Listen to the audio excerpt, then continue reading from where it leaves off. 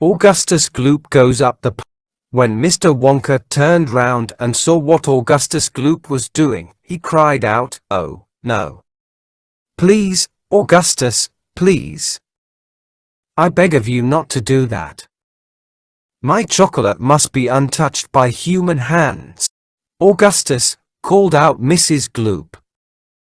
"Didn't you hear what the man said? Come away from that river at once."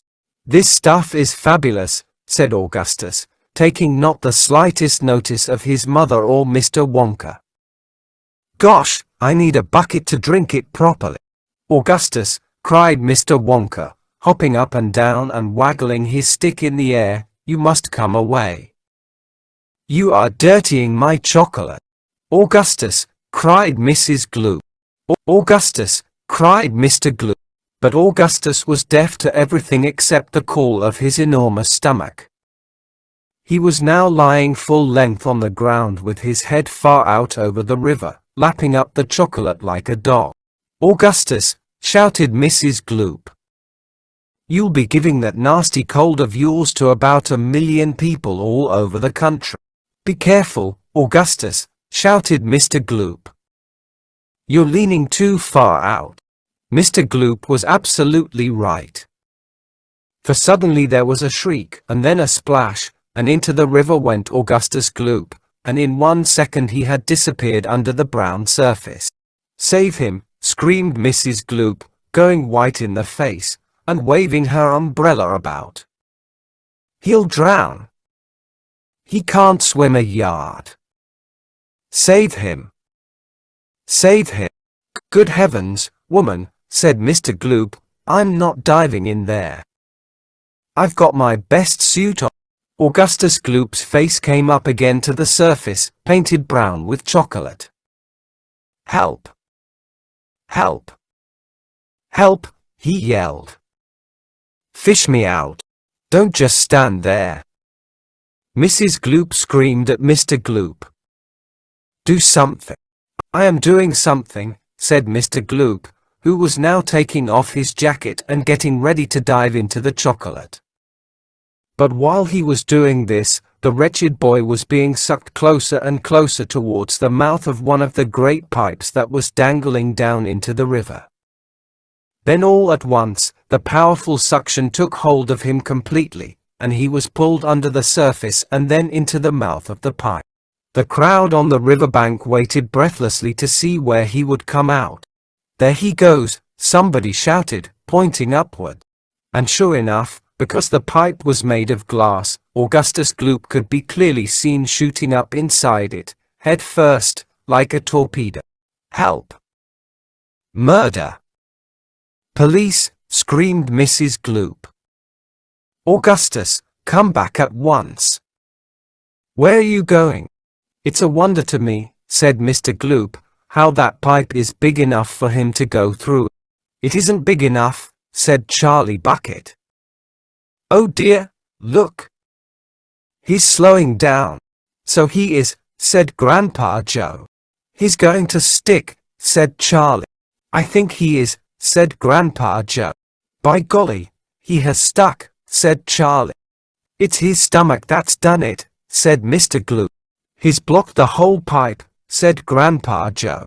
"Smash the pipe," yelled Mrs. Gloop, still waving her umbrella. "Augustus, come out of there at once." The watchers below could see the chocolate swishing around the boy in the pipe, and they could see it building up behind him in a solid mass, pushing against the blockage. The pressure was terrific. Something had to give, and that something was Augustus. Woof! Up he shot again like a bullet in the barrel of a gun. "He's disappeared," yelled Mrs. Gloop. "Where does that pipe go to? Quick! Call the fire brigade." "Keep calm," cried Mr. Wonka. "Keep calm, my dear lady, keep calm. There is no danger. No danger whatsoever. Augustus has gone on a little journey, that's all. A most interesting little journey. But he'll come out of it just fine, you wait and see." How can he possibly come out just fine? Snapped Mrs. Gloop. He'll be made into marshmallows in 5 seconds. Impossible, cried Mr. Wonka. Unthinkable. Inconceivable. Absurd. He could never be made into marshmallow. And why not, may I ask? Shouted Mrs. Gloop. Because that pipe doesn't go anywhere near it. That pipe, the one Augustus went up, happens to lead directly to the room where I make a most delicious kind of strawberry-flavored chocolate-coated fudge. Then he'll be made into strawberry-flavored chocolate-coated fudge, screamed Mrs. Gloop. My poor Augustus. They'll be selling him by the pound all over the country tomorrow morning. Quite right, said Mr. Gloop. I know I'm right, said Mrs. Gloop. It's beyond a joke, said Mr. Wonka doesn't seem to think so, cried Mrs. Gloop. Just look at him. He's laughing his head off. How dare you laugh like that when my boy's just gone up the pipe? You monster, she shrieked, pointing her umbrella at Mr. Wonka as though she were going to run him through. You think it's a joke, do you? You think that sucking my boy up into your fudge room like that is just one great big colossal joke? He'll be perfectly safe, said Mr. Wonka, giggling slightly. He'll be chocolate fudge, shrieked Mrs. Gloop. Never, cried Mr. Wonka. Of course he will, shrieked Mrs. Gloop. I wouldn't allow it, cried Mr. Wonka. And why not, shrieked Mrs. Gloop. Because the taste would be terrible, said Mr. Wonka. Just imagine it. Augustus flavored chocolate-coated Gloop. No one would buy it. They most certainly would, cried Mr. Gloop indignant. I don't want to think about it, shrieked Mrs. Gloop. Nor do I, said Mr. Wonka. And I do promise you, madam, that your darling boy is perfectly safe.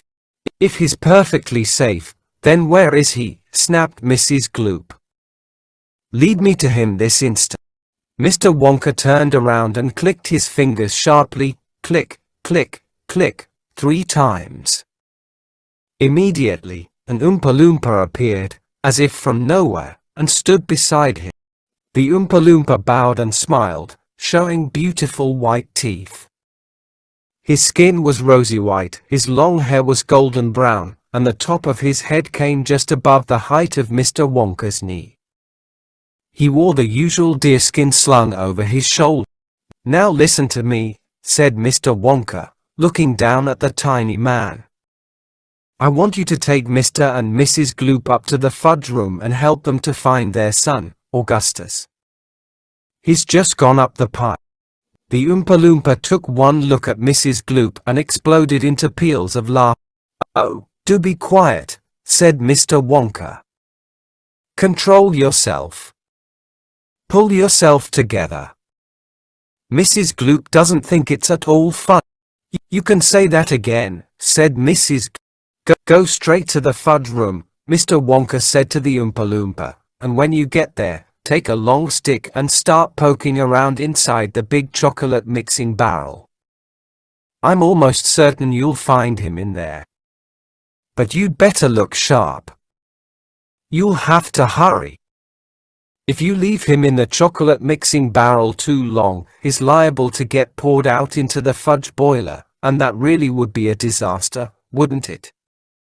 My fudge would become quite uneatable. Mrs. Gloop let out a shriek of fury. I'm joking, said Mr. Wonka, giggling madly behind his beard. I didn't mean it. Forgive me. I'm so sorry. Goodbye, Mrs. Gloop. And Mr. Gloop. Goodbye. I'll see you later. As Mr. and Mrs. Gloop and their tiny escort hurried away, the 5 Oompa Loompa on the far side of the river suddenly began hopping and dancing about and beating wildly upon a number of very small drums. Augustus Gloop, they chanted. Augustus Gloop. Augustus Gloop. Augustus. Grandpa, cried Charlie. Listen to them, Grandpa. What are they doing? SSSHH, whispered Grandpa Joe. I think they're going to sing us a song. Augustus Gloop, chanted the Oompa Loompas. Augustus Gloop. Augustus Gloop. The great big greedy nincompoop. How long could we allow this beast to gorge and guzzle, feed and feast on everything he wanted? Great Scott! It simply wouldn't do. However long this pig might live, we're positive he'd never give even the smallest bit of fun or happiness to anyone. So what we do in cases such as this, we use the gentle touch, and carefully we take the brat and turn him into something that will give great pleasure to us all. A doll, for instance, or a ball, or marbles, or a rocking horse. But this revolting boy, of course, was so unutterably vile, so greedy, foul, and infantile, he left a most disgusting taste inside our mouths, and so in haste, we chose a thing that, come what may, would take the nasty taste away. Come on, we cried. The time is ripe to send him shooting up the pipe. He has to go. It has to be. And very soon, he's going to see inside the room to which he's gone some funny things are going. But don't, dear children, be alarmed. Augustus Gloop will not be harmed, although, of course, we must admit he will be altered quite a bit. He'll be quite changed from what he's been. When he goes through the fudge machine, slowly, the wheels go round and round. The cogs begin to grind and pound. 100 knives go slice, slice, slice. We add some sugar, cream, and spice. We boil him for a minute more, until we're absolutely sure that all the greed and all the gall is boiled away for once and all. Then out he comes. And now, by grace, a miracle has taken place. This boy, who only just before was loathed by men from shore to shore, this greedy brute, this louse is loved by people everywhere. For who could hate or bear a grudge against a luscious bit of fudge? I told you they loved singing, cried Mr. Wonka. Aren't they delightful? Aren't they charming? But you mustn't believe a word they said. It's all nonsense, every bit of it. Are the Oompa Loompas really joking, Grandpa? Asked Charlie. Of course they are joking, answered Grandpa Joe. They must be joking. At least, I hope they are joking. Don't you?